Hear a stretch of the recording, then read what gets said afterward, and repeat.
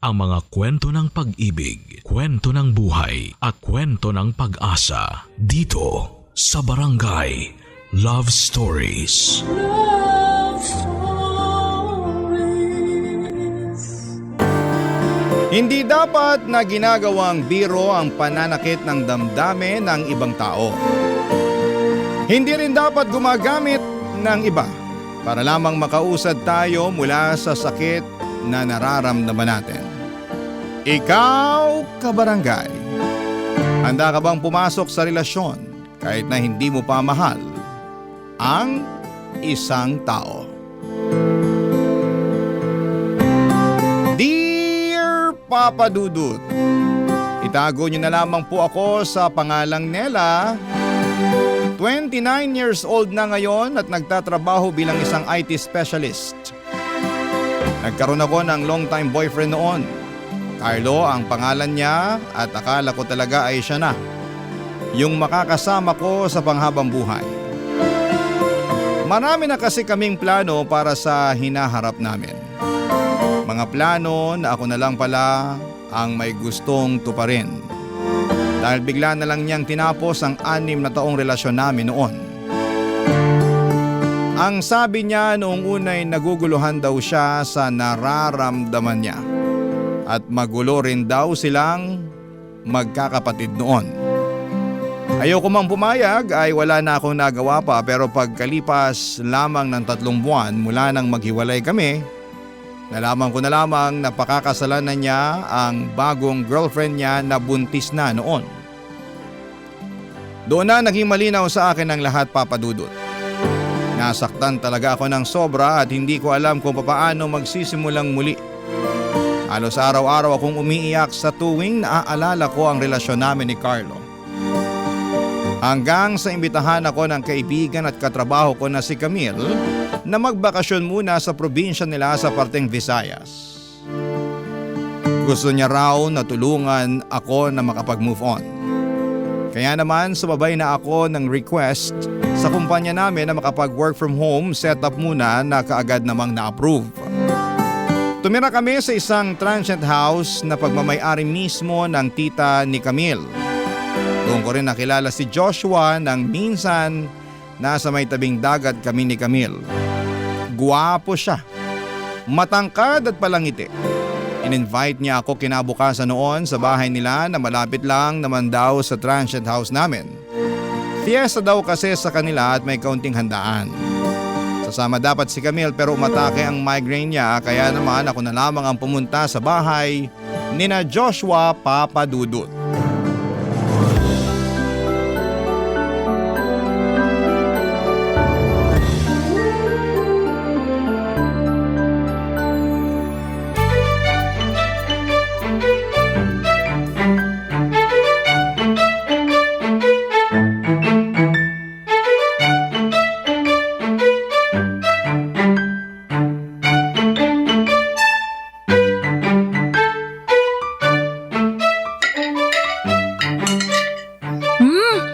Ang sarap nitong pansit, Joshua.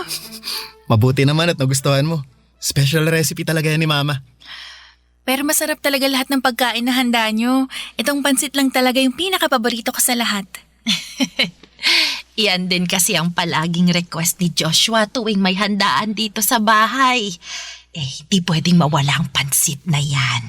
Kahit nga yung ibang kamag-anak namin kapag pumupunta dito sa bahay, yung pansit din ang palaging hinahanap. Sayang nga lang at hindi sila makakapunta ngayon kasi may iba na silang nakaset na mga lakad. Okay lang yun, Joshua. Sigurado naman ako na may iba pang chance o okasyon pa na makilala ko sila. Sasarap ba naman ang luto ng mama mo? Mapapabalik talaga ako dito sa inyo. Akala ko nga, hindi mo magugustuhan ang mga simpleng pagkain na inihanda ko. Naku, sa quality at lasa ng mga niluto niyo po, pwedeng ilaban sa mga sikat na restaurant sa Manila yun, tita. Iyan naman ang malabong mangyari dahil wala naman akong balak magtayo ng restauran. Gusto ko lang talaga magluto. Nako, lalo na kapag may mga okasyon dito sa bahay. At Natutuwa ako na nagustuhan mo ang mga niluto kong pagkain. Nako tita, sobrang nagustuhan ko po talaga. Kapag napadalas ako ng kain dito sa inyo, baka hindi na ako makilala ng mga magulang ko pagbalik ko sa Manila. Dahil sigurado tataba talaga ako sa sarap ng mga pagkain nyo dito. Nga pala, Nela, wala ka namang gagawin mamaya, no? Ipapasyal sana kita sa may perya mamaya. Ay, dumaan din kayo ng simbahan para makita ni Nela kung gaano kaganda ang simbahan natin dito. Yun kung okay lang naman sa kanya. Nako, oo naman po, ayos lang sa akin. Wala naman po kung kahit na anong lakad ngayon tita Mabuti naman kung ganon. Para makita mo na kahit maliit yung bayan namin, marami ka pa rin pwedeng pasyalan dito. Sigurado naman po ako na mag-e-enjoy ako sa araw na to kasi kasama ko si Joshua.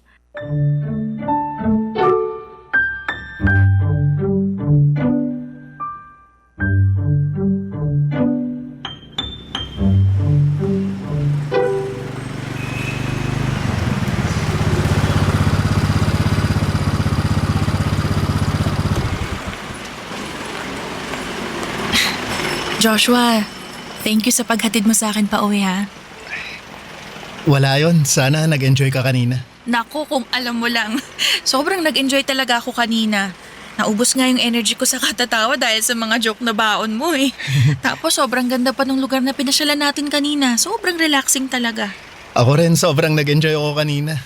Lalo na nung hinawakan mo yung kamay ko habang naglalakad tayo sa may tulay kanina. Bakit? Ayaw mo ba yung ginawa ko na yun?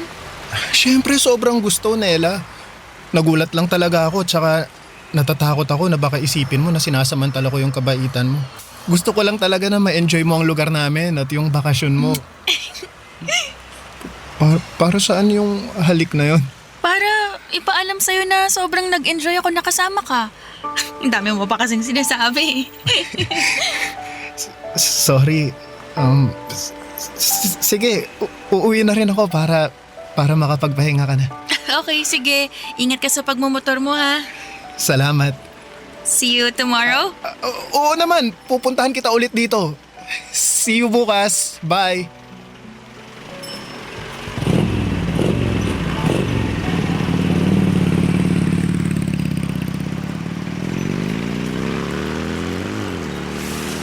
Sus, nangangamoy love life na yata tayo dito Kanina ka pa ba dyan sa likod ko, Camille? Ay, hindi naman. Pero kanina pa ako nakasilip doon sa may bintana. At nakita ko na hinalikan mo silip si Joshua. Grabe sis! I'm so happy for you! Finally makakalimutan mo talaga yung ex mo dahil dyan sa bago mong love life. Bagong love life ka dyan. Hindi ko jojowain si Joshua, no? Hala, bakit may goodbye kiss ka pa sa lips kanina? Ano ka ba? Etos lang yun. Gusto ko lang siyang pakiligin at saka yung sarili ko habang nandito tayo sa probinsya. Pero wala talaga akong balak dalhin sa Manila kung ano man yung meron sa amin ni Joshua, no? Hanggang dito na lang yun. Pagbalik natin ng Manila, back to reality na rin ako tas ibablock ko na rin yan si Joshua. Papadudot na padalas ang pagkikita namin ni Joshua. Palagi niya akong pinupuntahan sa transient house namin. Minsan dumadalaw siya doon pero mas madalas na namamasyal kami sakay ng motor niya. Pinakilala niya ako sa mga kaibigan at ibang kamag-anak niya. Palagi siyang tinutokso ng mga ito sa kung ano raw ba ang estado ng relasyon naming dalawa. Siyempre ngumiti lamang ako habang si Joshua ay namumula mga pisngi. Sa totoo lang, wala sa plano ko ang pumasok kaagad sa isang relasyon. Hinahayaan ko na mag-enjoy muna ako sa mga kung sino man ang makikilala ko. Nagkataon na si Joshua ang nandun sa probinsya at nag-i-enjoy naman talaga ako noon na kasama siya. Nakita ko naman na masaya rin siya lalo na kapag magkahawak ang mga kamay namin o kapag nilalambing at hinahalikan ko siya. Gusto ko naman si Joshua pero hindi ko siya nakikita na boyfriend ko ng pangmatagalan, Papa Dudut.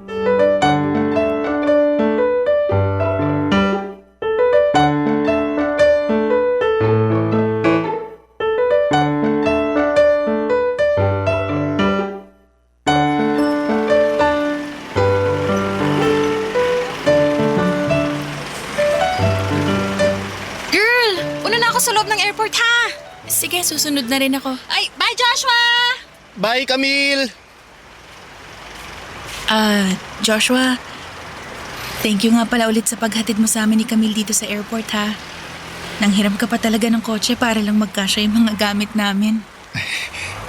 Wala yon. Gusto ko rin naman na ako mismo ang maghatid sa inyo dito eh. Sayang nga lang at hindi ka na nakapagpaalam kay mama. Ako, oo nga eh. Si Camille kasi late na nagising. Kaya hindi natuloy yung plano natin na dumaan muna sa inyo bago dumiretso sa airport. Okay lang kasi nakausap ka naman namin saglit ni mama sa video call kanina. Natuwa nga ako kasi nakausap ko siya kahit saglit lang eh. Alam mo, sobrang mamimiss ko talaga yung mga luto niya. Yung mga luto lang ba ni mama ang mamimiss mo? Pati yung lugar na to. Yung mga pagkain dito, tsaka... Ako. Ang lambot talaga ng mga kamay mo, Nela. Mamimiss kong hawakan ng mga to. Alam mo, nag-usap kami ni mama kagabi at nagpaalam na ako sa kanya. Ano namang pinagpaalam mo sa kanya? Na gusto kong pumunta ng Manila. Ha? Pupunta ka ng Manila? Di ba sinabi ko naman sa'yo yung mga plano ko?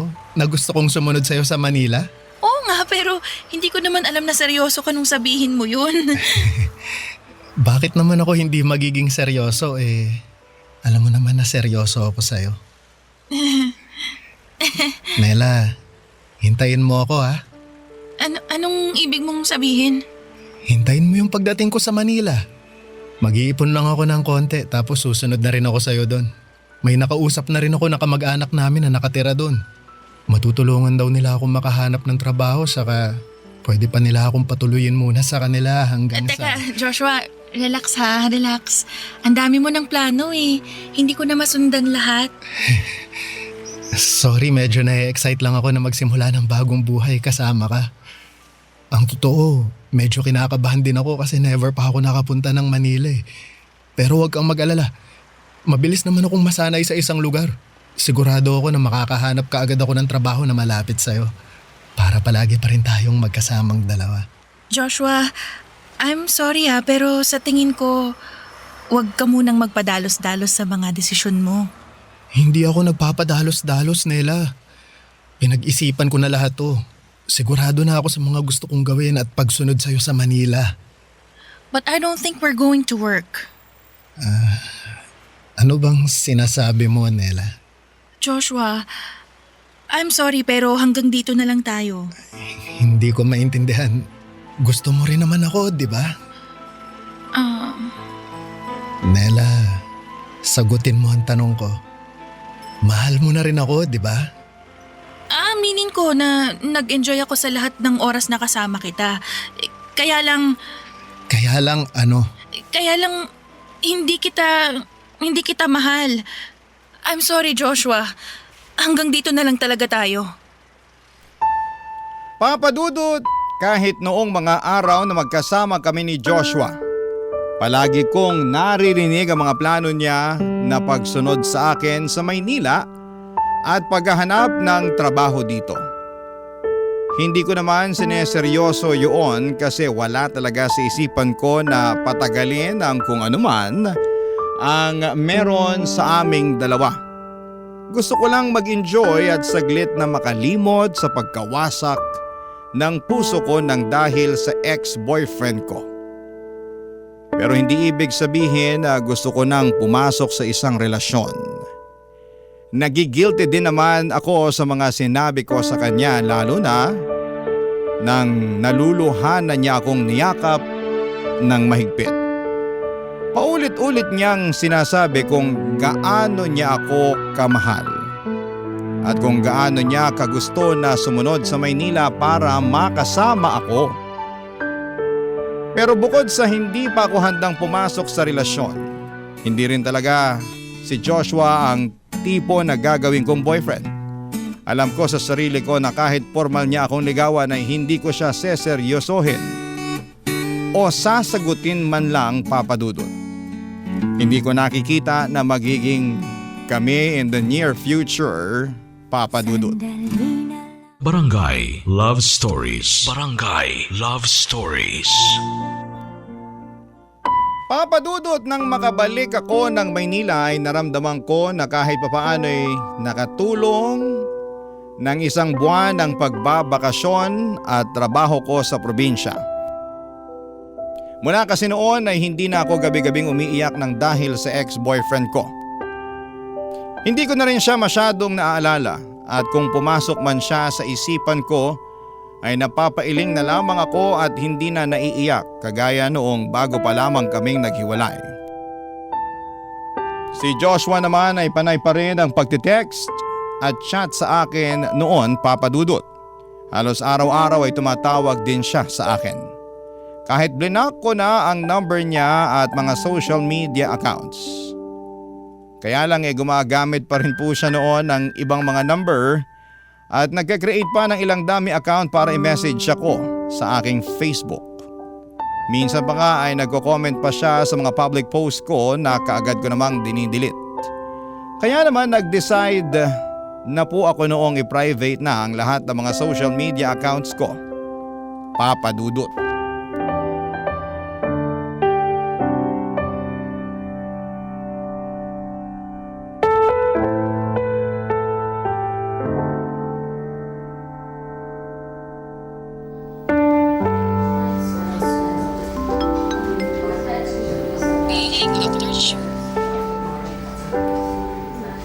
Uy, kumusta ka na? Kumusta pakiramdam mo? Ito, medyo mabigat pa rin yung pakiramdam ko pero mas okay naman kaysa kahapon. Pasensya na pala kung ikaw yung sumalo ng trabaho ko, ha? Ano ka ba? Ayos lang yun. Mas mahalaga na makapagpahinga ka ngayon. Ano daw ba yung sakit mo? Di ko pa nga alam kasi wala pa yung resulta ng blood at lab test ko. Ngayon pa lang makukuha ni Mami. Pero alam mo, pakiramdam ko dengue to Talaga? Paano mo naman nasabi? Parang lahat kasi ng sintomas naramdaman ko kahapon. Kaya nung sabihin ng doktor na kailangan ko magpa-confine, pumayag na kagad ako. Taas na rin kasi ng lagnat ko, saka parang mahihimatay na ako sa sobrang bigat ng pakiramdam. Kaya nga magpahinga ka lang na mabuti para makabalik ka na dito sa office at makapagtsikahan na ulit tayo. Ay nako, yan talaga yung una kong gagawin kasi sobrang boring dito sa ospital. Ramdam ko nga. Sige na girl. Kailangan ko rin ibabatong tawag at may mga kailangan pa akong tapusing trabaho. Get well soon ulit ha. Salamat Camille, bye.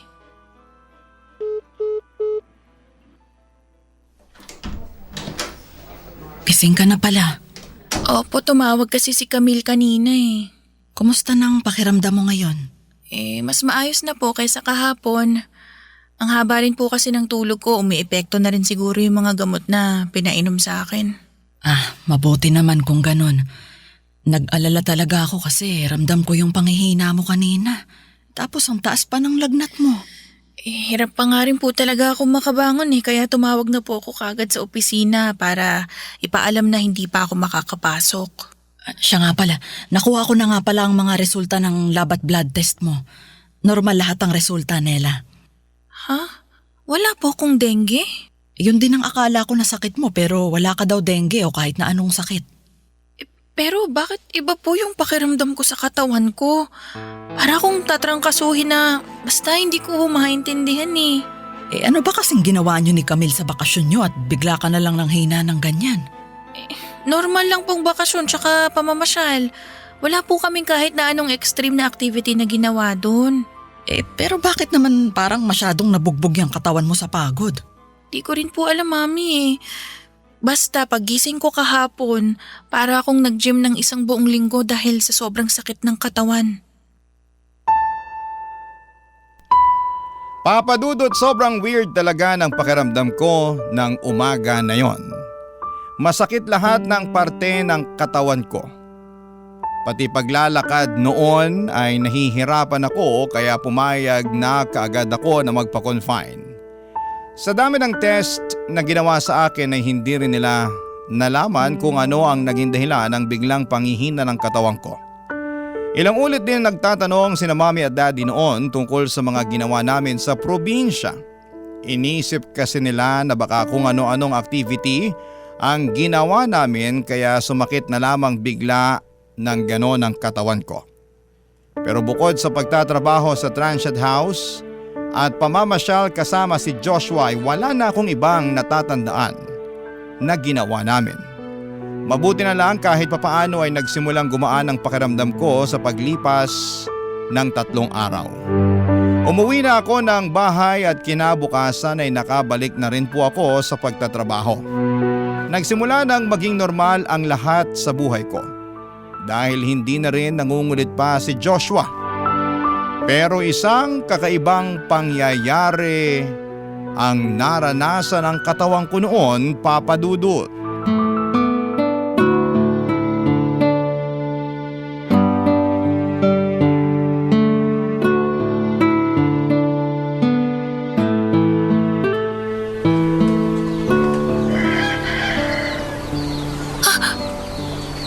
Ano tong nandito sa mukha at leg ko? Bakit ang dami kong sugat? Mami!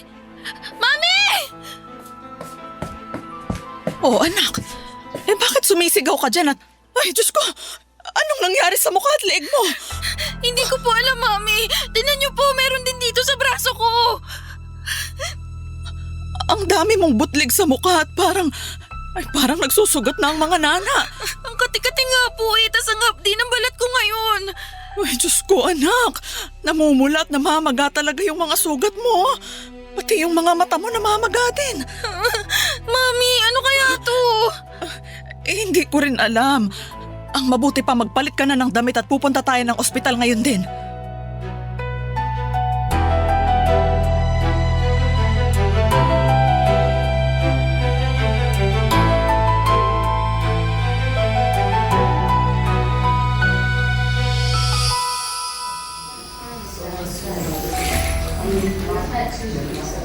Nela, kumain ka muna nitong sopas na binili ko. Wala po akong ganang kumain, Mami. Kati na naman talaga ng leeg ko. Anak, kailangan mong kumain bago ka uminom ng mga gamot mo. Hindi ko nga po alam kung epekto pa yung mga gamot na yan sa akin, May. Kanina pa po ako nagpapahid ng mga ointment na nireseta ng doktor na bilhin natin, pero hanggang ngayon hindi ko pa rin nararamdaman yung epekto. Kati-kati pa rin po ng balat ko. At saka, namamaga pa rin po yung mga sugat sa leeg at mukha ko. Kaya nga kailangan mong kumain para mainom mo na rin tong mga gamot mo. Nela? Oh, Camille, ikaw pala yan. Pasok ka na dito. Sige po, tita. Nela? Nela, anyari sa'yo? Nag-send na ako ng picture sa'yo, di ba? Bakit parang gulat na gulat ka pa rin? Kasi, mas grabe pala kasi talaga yung itsura ng mga sugat dyan sa balat mo pag sa personal. Pangit ba? Hindi naman. Pero, oo, pangit. Medyo nakakadiri siya tignan eh. Tsaka nagnanana yung dyan sa mukha at leg mo. Tapos parang may tutubo na rin dyan sa mga braso mo. Kinakamot mo ba yung mga yan? Kanina ko pa nga siya sinasaway sa pagkakamot na ginagawa niya. Sobrang kati naman po kasi talaga, Mami. Kaya ang hirap pigilan. Ano daw sabi ng doktor? Hindi nila malaman kung anong klase ng rashes o sugat yung lumalabas sa balat ko. Hindi naman daw skin asthma o allergy. Kaya baka lumipat na lang kami ng ibang ospital bukas ni Mami. Alam mo, sa tingin ko, Nela, hindi na ospital ang kailangan mong puntahan. Ha? Anong ibig mong sabihin? Sa itsura ng mga kati-kati mo sa katawan, sa tingin ko, kailangan mo nang magpa-albularyo. Papa Dudut, akala ko nung una ay nagbibiro lamang si Camille nang banggitin niyang tungkol sa albularyo. Iniisip ko noon na baka gusto niya lamang na pagaanin ang nararamdaman ko. Grabe kasi talaga ang itsura ko noon, Papa Dudut. Para akong may bulutong na mas malala pa doon. Magkakaibang sugat ang tumutubo sa mukha at buong katawan ko. Pero lahat sila ay sobrang kate na para bang may kung anong lalabas mula sa balat ko. Kaya naman awang-awa talaga sa akin si Camille, lalo na nang mas matagal niyang matitigan ang balat ko. Nakita niya kung paano ako nasasaktan sa bawat pagkilos ko. Papa Dudut, hindi ako masyadong naniniwala sa mga maligno o ano pang mga may kinalaman sa kababalaghan. Mas pinapaniwalaan ko pa ang kakayahan ng siyensya. Alam ko na may scientific explanation ang kung anuman ang pinagdadaanan ko noon. Sadyang nahihirapan lang ang mga ospital na matukoy kung ano talaga ang pinagmumulan ng mga tumutubo sa balat ko. Kaya naman hindi ko na sineryoso ang kung anuman ang sinabi ni Camille noon, Papa Dudut. Barangay Love Stories. Barangay Love Stories. Papa Dudut, mas lumala ang kalagayan ng balat ko noon. Nakatatlong ospital na kami na pinuntahan pero walang mga doktor ang makapagbigay ng malinaw na paliwanag sa kung ano nga ba ang tumutubo sa balat ko.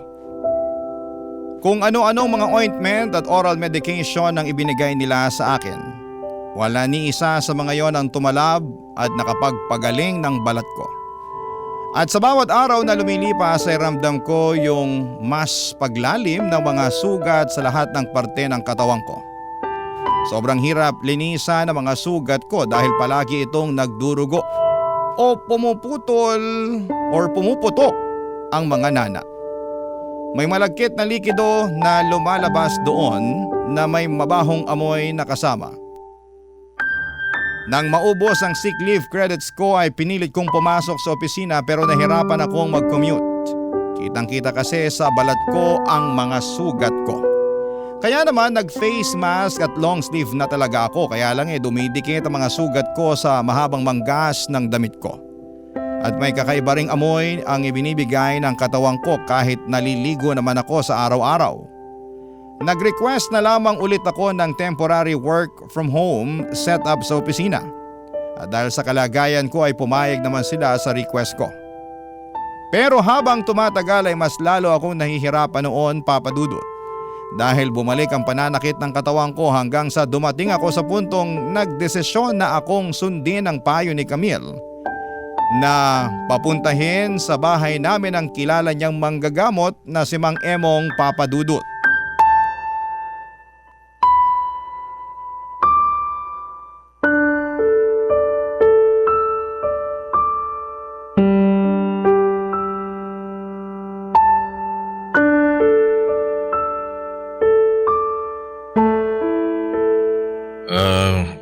Kumusta na ang pakiramdam mo ngayon, Nela?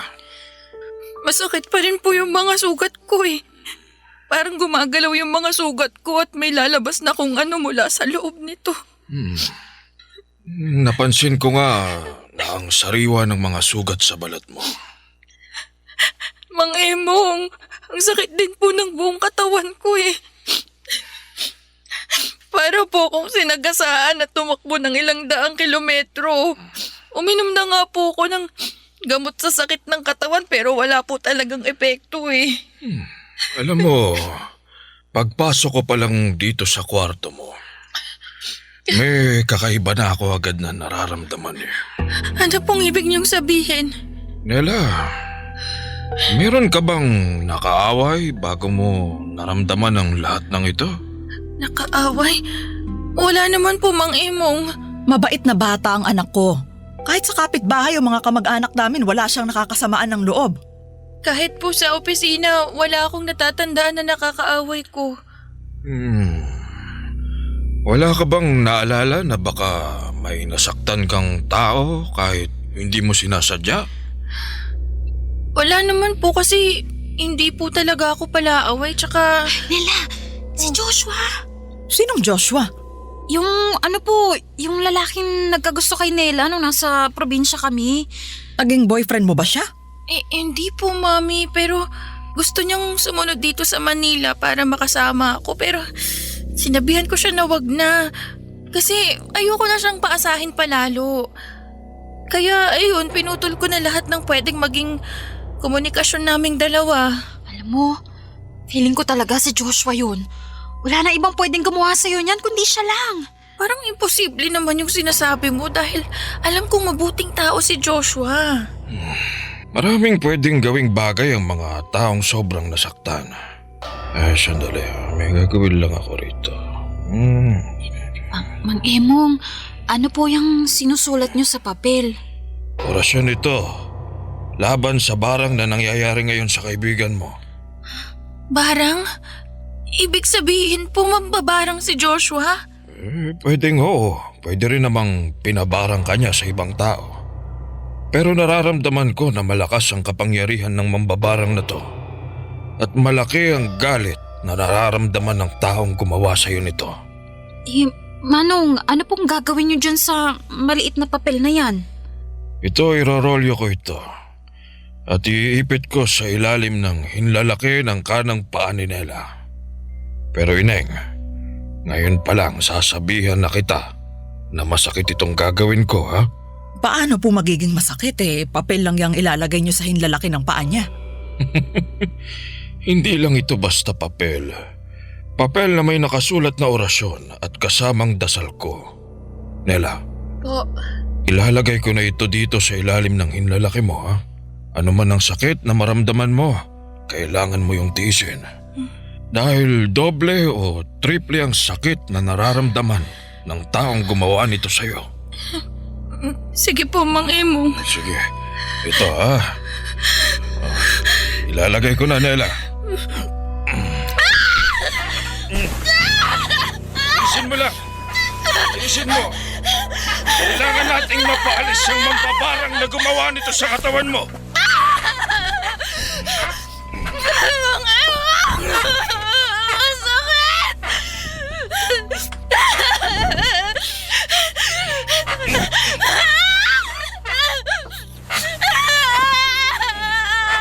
Kung sino ka mang mambabarang ka, tigilan mo na ang katawan ng babaeng ito! Ano po? Ang sakit na! Kailangan nating mapatigil ang mambabarang na yan. Tiisin mo ang sakit, Nela. Dahil mas nasasaktan ng mambabarang sa oras na to. Kaya ikaw mambabarang ka. Tigil mo na yung ginagawa mo sa katawan ni Nela. Tigilan mo na ang pambabarang mo sa kanya. Mang Emong, ayoko na po! Sobrang sakit na po talaga! Tama na po! Mang Emong, ayoko na po! Sobrang sakit na po talaga! Tama na po!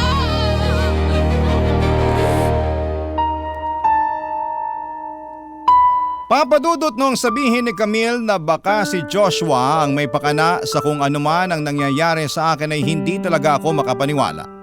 Kasi bukod sa hindi naman ako naniniwala sa kulam ay naniniwala ako na mabuting tao si Joshua. Kahit nasaktan ko siya, alam ko na hindi niya kayang gawin sa akin ang bagay na yon. Sa maikling panahon na nakasama at nakilala ko siya ay sigurado ako na mabuti siyang tao. Hindi ko rin alam kung may epekto pa ba talaga sa kanya yung ginawa ng albularyo sa akin, pero sobrang sakit talaga physically nung ginawa niyang pag-ipit ng rolyo sa daliri ng hinlalaki ng kanang paa ko. Pakiramdam ko ay parang sinusunog o pinapako ang daliri ng mga paa ko. Ang sabi ng albularyo ay doble o triple raw ang sakit na nararamdaman ng taong kumukulam sa akin dahil sa ginagawa niya. Pero pagkatapos nga raw ng lahat ng yon ay wala ring nangyaring pagbabago sa mga sugat ko. Mas lalo pa ngang lumala ang mga sugat sa balat ko. Sinubukan naming kontakin si Joshua para humingi ng tawad sa kanya.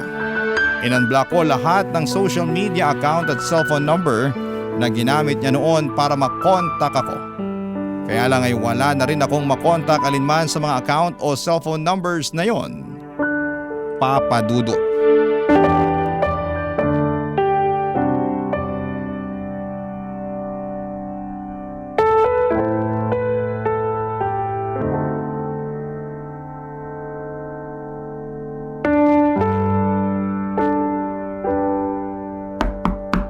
Nela, si Tita Joanne mo to. Pwede ba akong pumasok? Sige po, tita. Pasok po kayo.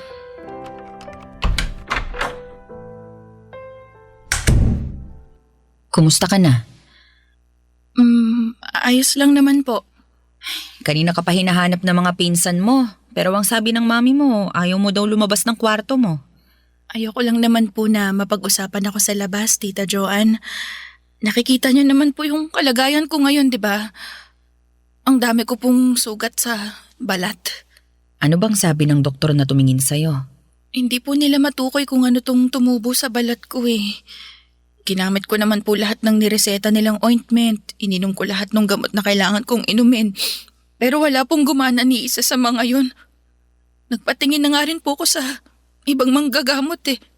Ano naman ang naging resulta ng pagpapatingin mo sa manggagamot? Ang sabi niya po, pinabarang daw po ako nung taong galit na galit sa akin. May nakaaway ka? Kaya kanya pinabarang? May nasaktan po akong tao, tita. Hindi ko po sinasadya na paasahin siya sa bandang huli. Alam niyo, tita, sa totoo lang po, hindi naman ako naniniwala sa barang o sa kung ano pa mang mga kababalaghan eh. Pero sa tingin ko, deserve ko po kung ano man po yung nangyayari sa akin ngayon. Nela, wag mong sabihin yan. Nakasakit po kasi ako ng tao, Tita Joanne. Gumamit ako ng ibang tao para makamove on agad dun sa ex-boyfriend ko. Ginamit ko lang siya para sa sariling kapakanan ko. Kung totoo man po na pinabarang niya ako, hindi ko siya masisisi kasi nasaktan lang naman po siya ng dahil sa akin eh. Nasaktan siya dahil sa pagiging makasarili ko. Hindi ko alam kung makakatulong to. Pero gusto mo bang ipag-pray over ka namin ng mga ka-churchmate ko? Imbitado rin kasi sila sa birthday celebration ng lola mo, kaya nandyan din sila ngayon sa labas. Sigurado ako na kahit paano, makakatulong to sa kalagayan at nararamdaman mo ngayon. Kung ayos lang sa'yo, papapasukin ko sila dito sa kwarto mo para makapag-pray over tayo ng sabay-sabay nila. Sige po, tita. Ayos lang po sa akin. Sa tingin ko, matinding dasal ang kailangan ko para tuluyan na akong gumaling. Sadyang nakalimutan ko lang na may Diyos pala. At yun ang kailangan kong ibalik sa buhay ko. Ang pananampalataya ako sa Diyos. Papadudo, tuluyan na talaga akong nawala ng pag-asa na gumaling noon. Grabe na kasi talaga yung mga butlig, sugat at mga nana na kumalat sa balat ko. Naamoy ko na rin noon ang malansang amoy ng mga sugat ko na yon. Kaya hindi na talaga ako makalabas pa ng bahay kahit para man lang mamalengke o tumambay sa mall. Nag-request na rin ako ng pangmatagalan na work from home setup. Buti na lang at pinayagan ako ng kumpanya namin kasi kung hindi ay baka maparesign na lamang ako nang wala sa oras. Hindi ko na kasi talaga kayang bumiyahe o pumasok sa opisina. Grabe yung tinginan at parinig sa akin ng mga tao sa paligid ko. Kita ko yung pandidiri sa mukha nila at yung mga tinginan ng mga mata nila sa balat ko.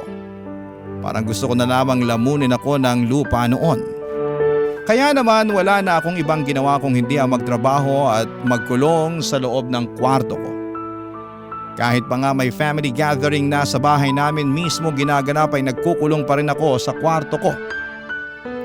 Ayoko kasing makita at pandirihan ako ng mga tao. Nagdalawang isip pa nga akong pumayag nang sabihin ni Tita Joanne ang tungkol sa pagpipray over na gusto nilang gawin sa akin. Pumayag na lamang ako kasi naisip ko na wala na rin namang mawawala. Ilang saglit lang pagkatapos niyang lumabas, bumalik din siya sa kwarto kasama ang ibang mga churchmate niya. Sinabihan niya muna ako noon na ipikit ang aking mga mata. Pagsisihan ko ang mga kasalanan ko at humingi ako ng tawad sa mga taong nagkasala sa akin. Sinunod ko po ang lahat ng sinabi niyang yon hanggang sa nakita ko na lamang ang sarili ko na umiiyak. Habang nagpe-pray over sina Tita Joanne ay halo-halo ng emosyon ang nararamdaman ko ng mga oras na yon. Guilt, galit, takot at awa. Halos humaguluhol na ako nang matapos sila sa kanilang pagdarasal. Pagkatapos noon ay biglang gumaan ang pakiramdam ko, Papa Dudut. Hindi ko alam kung paano at bakit nangyari yon. At pagkalipas nga ng ilang araw ay himalang unti-unting natuyo ang mga sugat ko hanggang sa tuluyan na ngang gumaling ang mga yon. Hindi ako naniniwala sa kababalaghan, pero sigurado ako na malaking tulong ang pagpe-pray over na ginawa sa akin nila Tita Joanne. Ngayon po, Papa Dudut, 2 taon na rin ang nakalipas mula nang mangyari ang lahat ng ito. Wala na akong naging balita pa kay Joshua. Hindi ko na rin sinubukan pang hanapin si Joshua at wala na rin ang mga sugat sa balat ko. Pero may naiwan na malalim na mga peklat na palaging nagpapaalala sa akin na huwag paglaruan ang damdamin ng ibang tao. Hanggang dito na lamang po ang sulat ko at sana po ay may naiwan po itong aral sa ating mga kabarangay. Ang inyong kapuso at kabarangay forever, Nela. Kwentuhan naman tayo dito sa comment section.